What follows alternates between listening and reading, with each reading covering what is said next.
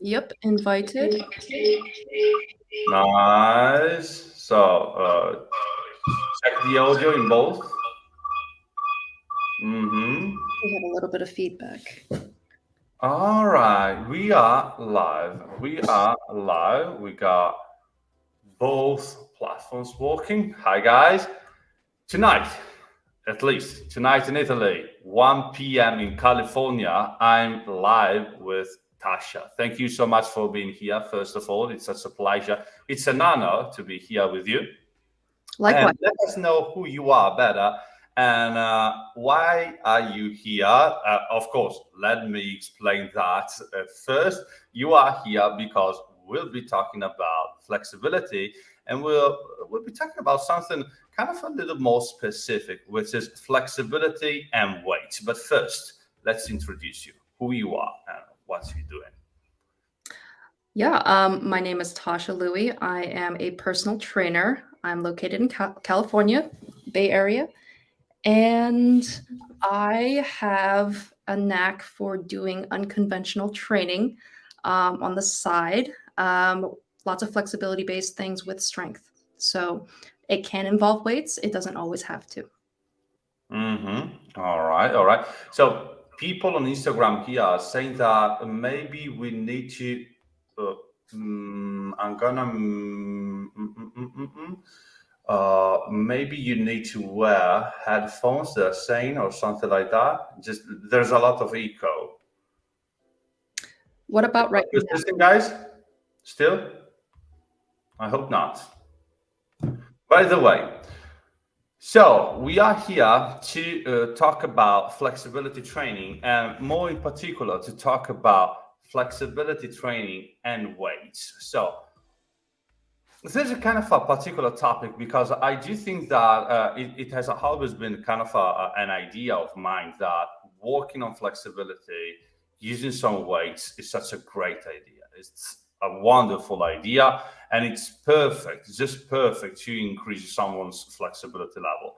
I've been working with weights for many years with my students, with the people I coach, and also for myself. I've always used weights to increase my flexibility level and others' flexibility level. But I do want to hear from you. Like when I kind of found you on Instagram, uh, I I was kind of amazed because you're doing something amazing with the weights. So you are using weights in such positions like the splits, like the lunges, the bridges, shoulder stretches, squats, even positions where you're using such a big amount of weights. And I'm really curious about how you're feeling during those positions. And do you have any kind of particular, like, let's start about why for you should people use weights to increase flexibility? I do feel like for some of the population, they can't get that extra range without a little bit of help. Mm-hmm. Whether it be you're suspended in a position where gravity can pull you down a little deeper, Mm-hmm. or with an external force like like some weight pushing or pulling you down. Mm-hmm. I probably won't recommend it for most beginners because it is important to get used to that position first and be comfortable before you have an external load to worry about. Mm-hmm. So it's more about using a weight because we don't have kind of the sufficient amount of force of kind of assistance to get deeper in a position. Like my take is that most of the time when people try to go into a flexibility position, and most flexibility positions, like I don't know, like a pike stretch, where for example you stand up and you want to reach for your toes, all right, that kind of a position for most people, that kind of position is kind of a counterintuitive because you try to reach down, but you feel like, all right, the force of gravity, if you're tight, you're going to be feeling like, all right, the force of gravity is not sufficient enough. It's not like, isn't like the strength of the force of gravity is not pushing me enough into the position. So I gotta use something, and a weight is the answer to that something. Like, what's your take on this? Yes, absolutely. So like a pike, like you're trying to reach your toes, just to make it very, very simple for some people. Mm-hmm. Um, it can help to hold a weight and reach down. You're straddling maybe two chairs, and you're reaching past your toes with the weight. Mm-hmm. Once you're feeling a little comfortable there, you can use a little bit more of your quads or your abs to contract to pull you a little bit deeper, so that active Mm-hmm. flexibility is there as well. Mm-hmm. Um, yeah, it's just a little extra push. Mm-hmm. All right. So you're using a way to just to increase that kind of the amount of stretch you feel in a position, and this, for me, at least, from what I've been experimenting in the past few years, it's such an amazing tool because people do need to understand that most of the time, the only force of gravity isn't sufficient, isn't enough to push you in a stretching position. And using a weight is something that might help you a lot with that. But in your experience, have you ever considered like that walking with a weight might be kind of dangerous for your body or for such a position or for your muscles, etc.? I think that if somebody has trouble balancing, getting into a slightly inverted position, to maybe start with just sitting on the floor. So you're still using gravity, um, but your orientation towards it is a little different. It's a little easier. So if you're sitting on the floor and reaching for your toes, that's much safer than if you were standing and bending over and you're not used to the position. For example, I work with a lot of seniors. Once they start going past 90 degrees with their body, they get disoriented and they are in danger of falling over. So I wouldn't Hmm. have them start with weight there, for Hmm. example. So they would sit down, do the same thing, and safely hold maybe 5, 10 pounds on their back, behind their neck, Uh-huh. to get a little bit further.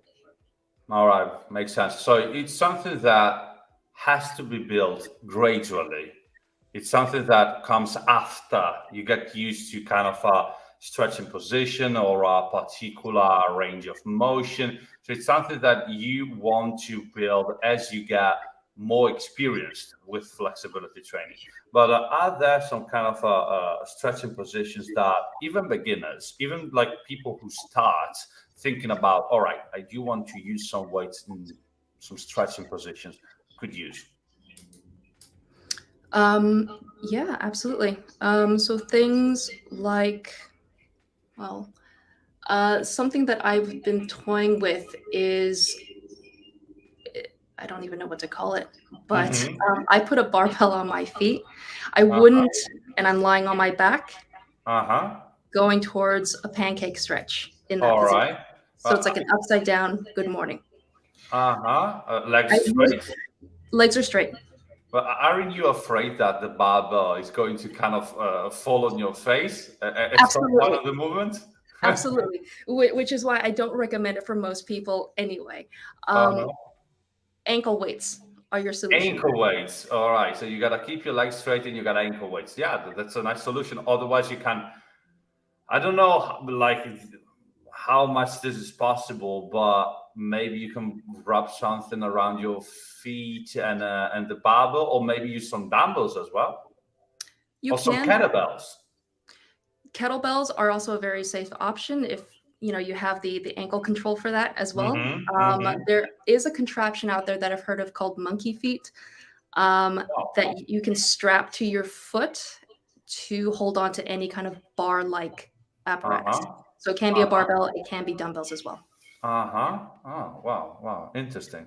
And so this kind of let's say unconventional exercise, because you don't see a lot of people just lying on their back with a barbell on the feet, and they're going into a good morning, reverse good morning. Even though I do think that that exercise you're talking about is one of the best exercises you can do for your hip flexion, for your adductors, for your hamstrings and glutes flexibility. So I do love it. But what do you think about like in my opinion, a lot of people think about flexibility and weights as something that, like we're talking about here in this live, about flexibility and weights as something that is highly specific, like something niche, let's say niche, all right? But I do think that when we talk about flexibility and weights, we're talking about let's say almost every exercise people do in the gym. We're talking about squats, we're talking about deadlifts, we're talking about bench presses, we're talking about, I don't know, pullovers, we're talking about many exercises that people might do in the gym, but maybe they're not aware. But yeah, I'm doing an exercise where I'm using a weight and I'm working also on my flexibility. So, what's your take on that? Like, why should people, in your opinion, consider more like the way they're focusing on an exercise with a weight to increase flexibility? So I think it's great. It's a great time saver for sure. If you're working on the basics, the squat, deadlift, whatever it may be, and you're trying to put on some muscle and get a workout in, it's a great way to integrate both at the same time. Um, the only caveat is that you have to be willing to use less weight, Hmm. because that's the biggest challenge I have for a lot of people. They love the idea of it, Hmm. but somebody who's used to squatting parallel 90 degrees, Yeah. 3 pounds, they're great at that. They've built up to that. They're very proud of it, Hmm. but they're not willing to drop 50 to 100 pounds to be able to squat ass to grass to make up that difference of Hmm. range. Because if they do that with 300 pounds, it their body's not quite adapted for it yet. Hmm. Yeah, yeah. So it's more about kind of understanding that, my opinion, the range of motion comes first. A lot of people think about, yeah, I'm using a weight, and they kind of mess up with that because they think about the weight and don't think about the range of motion. So when you are considering using a weight to increase your flexibility, you like you got to think about, all right, I got to increase my flexibility with a weight and not the other way around. So I'm using a weight and I'm also trying to increase my flexibility, because in that way you're going to think about the weight. And maybe, as you said, a lot of people just do 90-degree squats, deadlifts, which are not particularly useful for their flexibility. I'm gonna shut down that TV right over there because it's not showing, it's showing ad continuously. And they're thinking about maybe the pullover or the bench press. They're not going into the full range of motion. So when you want to work on your flexibility, my opinion, you should consider working on your range of motion first and using a weight in order to increase that kind of range of motion, not to limit it. So it's really important to understand that when you when you want to work on your flexibility, think about the weight as a tool you gotta use for that. Do you agree with that? I do. I don't think it's something that you have to do. If you'd like to do it, go for it. I have clients that want to increase their flexibility, but they're very, very nervous about using weight. Mm, And even if I tell them that we're starting with a very low weight, some people are just not comfortable with it. And that belief itself will cause that method to be ineffective for them. mhm. So I think it definitely depends on each individual as well, and how they respond to it physically too. And what are the main suggestions you typically have for your students, for your kind of for the people who train with you, etc.? What kind of personal suggestions do you give people? Like, if someone, like, let's assume someone comes at you, and he or she asks you, all right, I do want to improve my flexibility, and you say like, all right, this person maybe is not kind of using the exercises he or she is doing at the gym or at home, etc. What are your personal suggestions? Like, maybe the best three pieces of advice you would give to someone who's starting using weights to increase flexibility? Give it time is Hmm. the first one, because people tend to think that they can force a range of motion and get there quicker. and that Mm-hmm. can cause some problems along the way. Mm-hmm. The second one is to make sure that you find the appropriate weight for your body. Mm-hmm. Third one, I think those are really the two most important ones. And Mm-hmm. the third one would probably be to stay consistent, whatever consistency looks like for you. Once a week, twice a week. It doesn't have to be 4 to 6 days a week.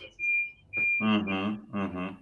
So, first one being give it time. Second one being, of course, start it with something. And third, give it even more time. So be consistent. So be consistent and give it more time. So it's great. It's great. And absolutely, I agree with that. I love it. Now, my next question is this. A lot of people ask me, there are many studies, all right, there are many studies that show that like we're going on a completely different side here, but the question I'm going to ask you, which like how to say that, we're going to talk about hypertrophy and flexibility.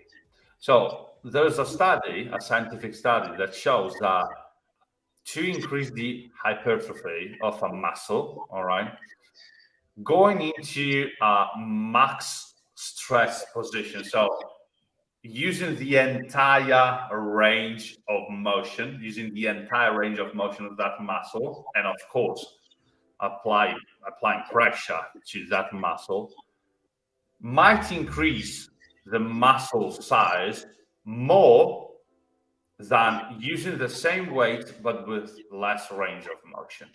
So, can we take that concept also to flexibility and weight? And do you think that using flexibility and weights methodologies, let's say methodologies, so trying to increase someone's flexibility through the weights might also in the long term, eventually in the medium long term, increase also someone's hypertrophy? I believe it can. Mm-hmm. I also read the same study, so it's Yep. interesting to see that in the literature. Um, I've felt it for myself, but that is anecdotal evidence there. It may not apply to everyone, but I have seen really good results with my clients as well. People I've been working with for a little bit longer. Mm-hmm.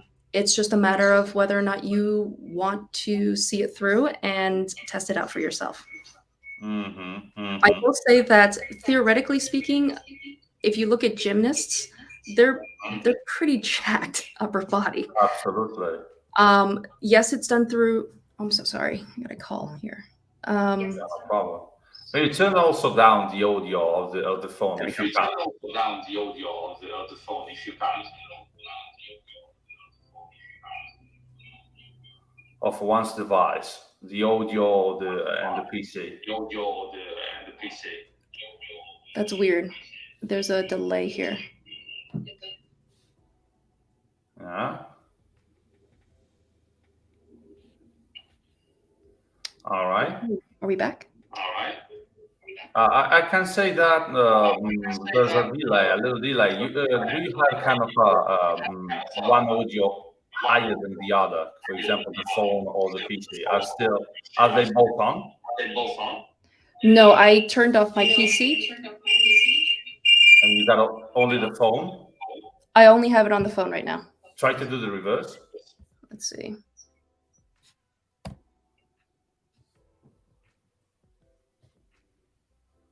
All right.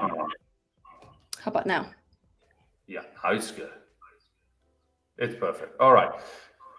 So, you with me? Perfect. So, we were talking about flexibility and hypertrophy through flexibility and weights. All right. And I do see on your Instagram page that you're using amazing exercises such as the splits, some squats, some kind of.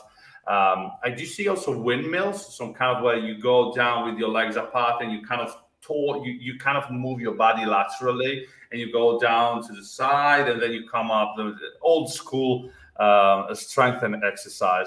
And so we both know that study that shows that the more you stretch a muscle under tension, the more hypertrophy it can generate. So you agree with me that by stretching a muscle, using, of course, we're talking about a weight, because a weight is kind of the tool we're using to increase that muscle's length and stretching effect, might increase. Of course, it depends on so many variables, but might increase long term the hypertrophy of someone's muscle.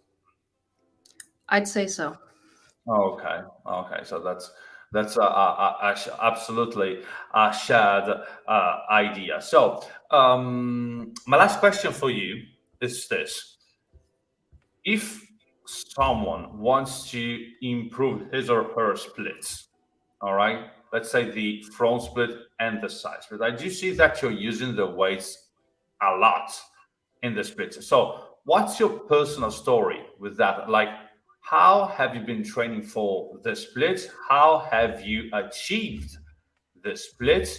And do like do you have a do you always have you always used the weights to achieve that result? No, I haven't. Mm-hmm. My personal story started maybe 2 years ago. Mm-hmm. I was working towards the pancake, which was a challenge at first. Yep. But my route that I want to test for myself is if I could achieve the pancake, if it would help my middle split, because Mm-hmm. the idea of the middle split was more intimidating to me than the pancake. So that's the route that I went. I got my pancake in maybe 6 to 8 months.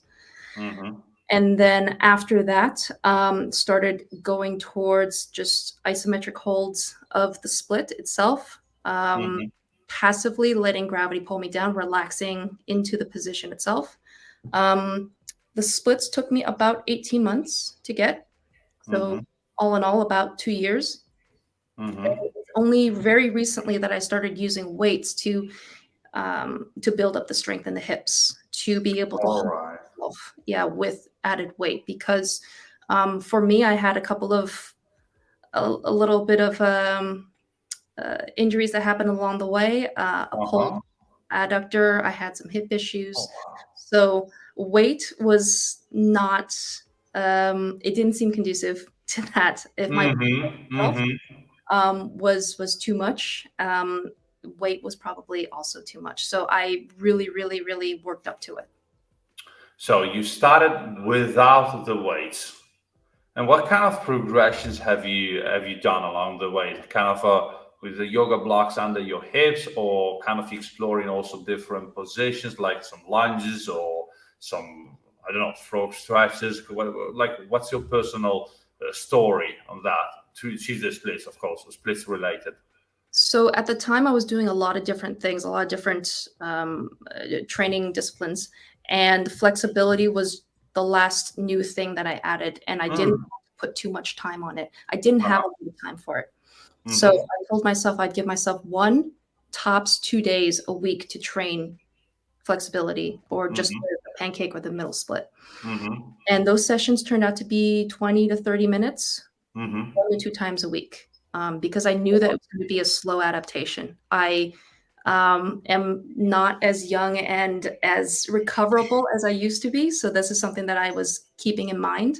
Uh-huh. So I was very low but intense doses, 1 to 2 times a week. And they were passive holds, letting gravity pull me down, yoga blocks, Passive um, hold.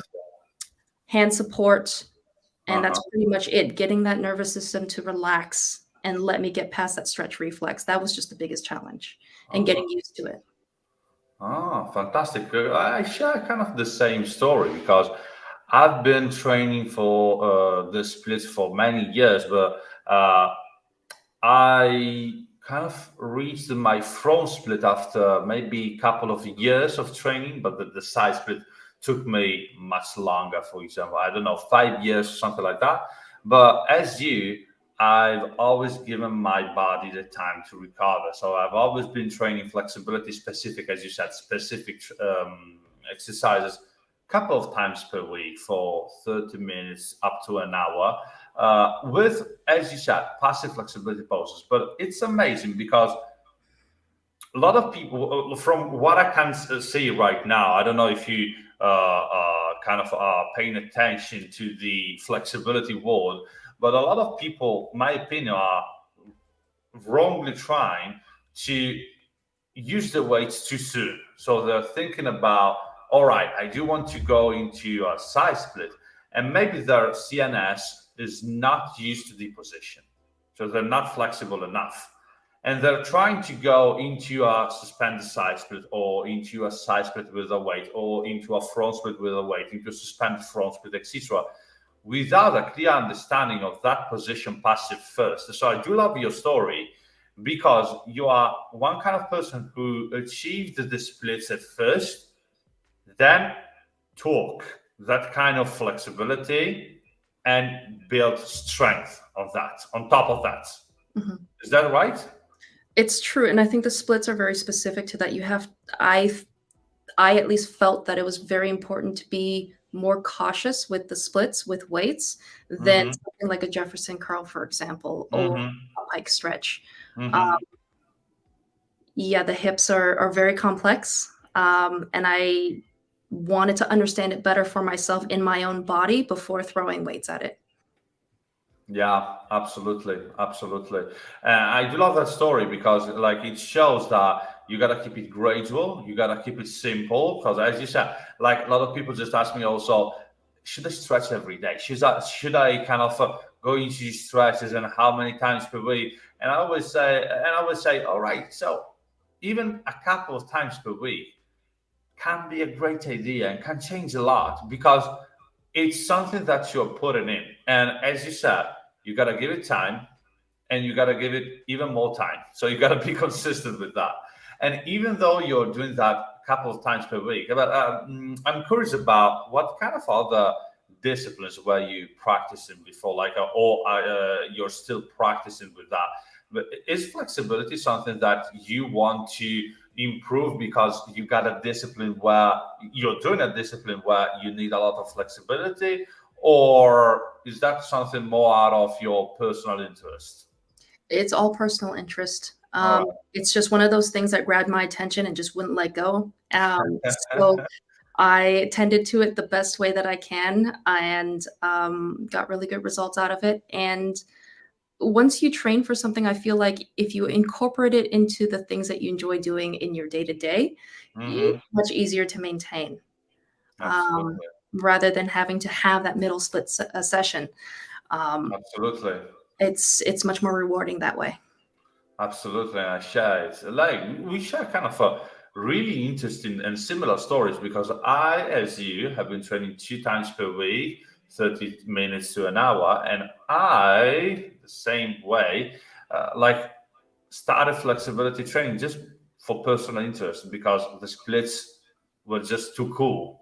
And I was like, all right, I do want to do them. I do want to do them. And I still remember the first time I kind of, yeah, the first time was tough, really tough. But I had in my mind that idea of Jean-Claude Van Damme on those two Volvo tracks in a split. And I Yes. was like, yeah, I do want to do that. I still can't do that. Maybe you can. Maybe you can on two Volvo trucks going. It'll take a lot of.